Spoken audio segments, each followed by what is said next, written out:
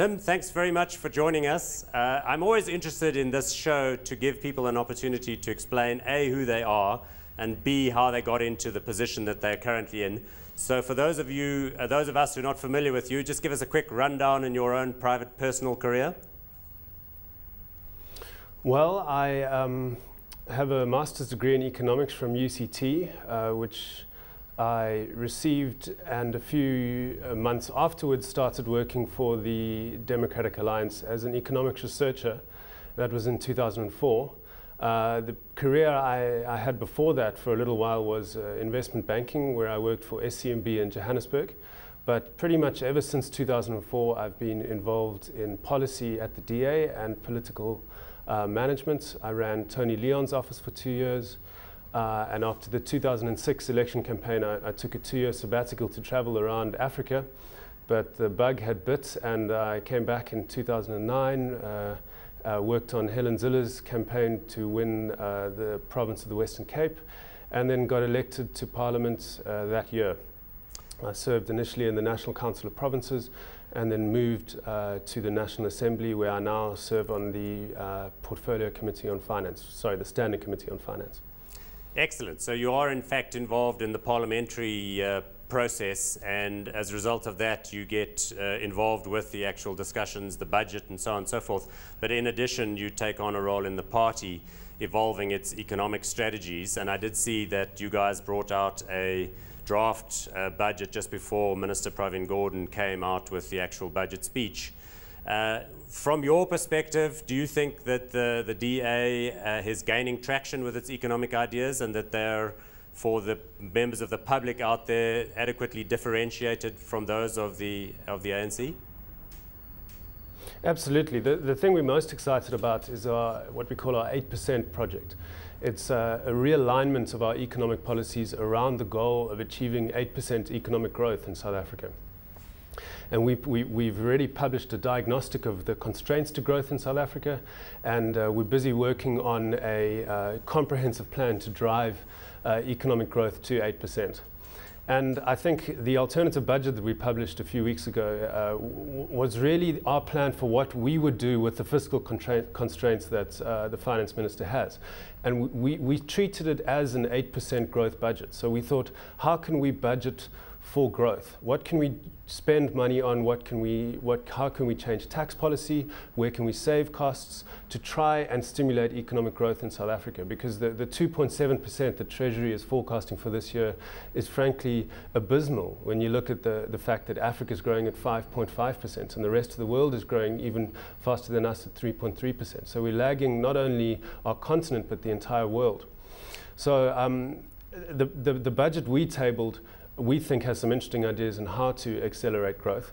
And I think the fact that the Finance Minister's budget didn't really deal with growth at all shows that we are presenting a credible and reasonable alternative with some clear blue water between the DA and the ANC.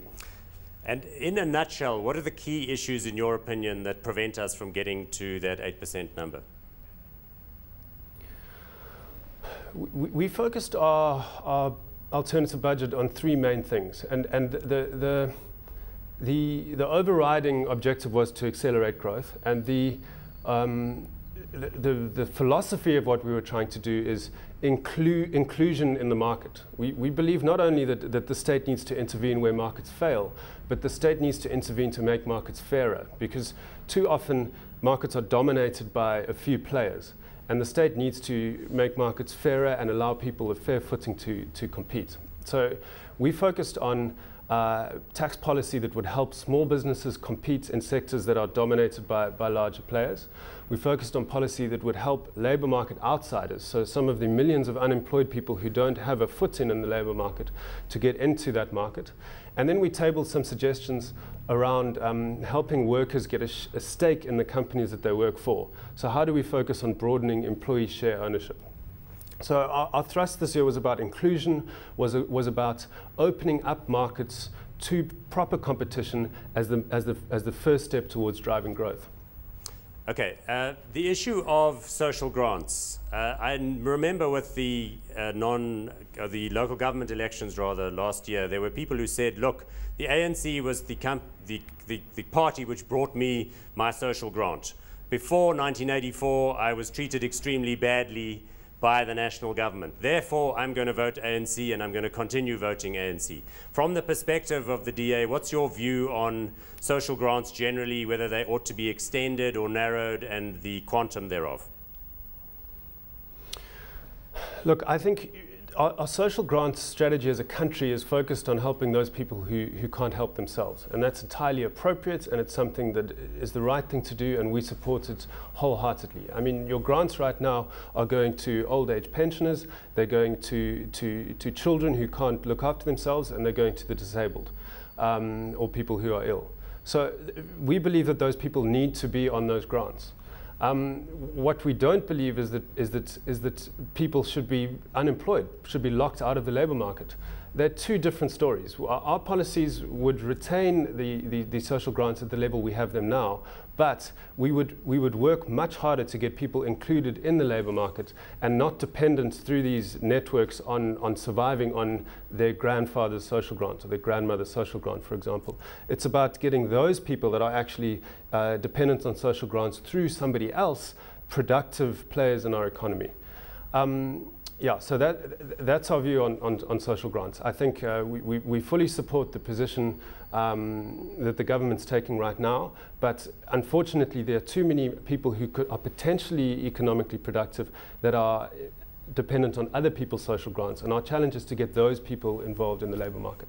Speaking of labour markets, I get the sense that you're not particularly favourably disposed to the way that our labour markets kind of preserve a labour elite, perhaps, at the expense of more flexible labour markets. Would that be correct? Yeah, absolutely. And I think that's why we supported very strongly Treasury's proposal to introduce a youth wage subsidy 2 years ago. We understand that the ANC is compromised by their alliance with COSATU.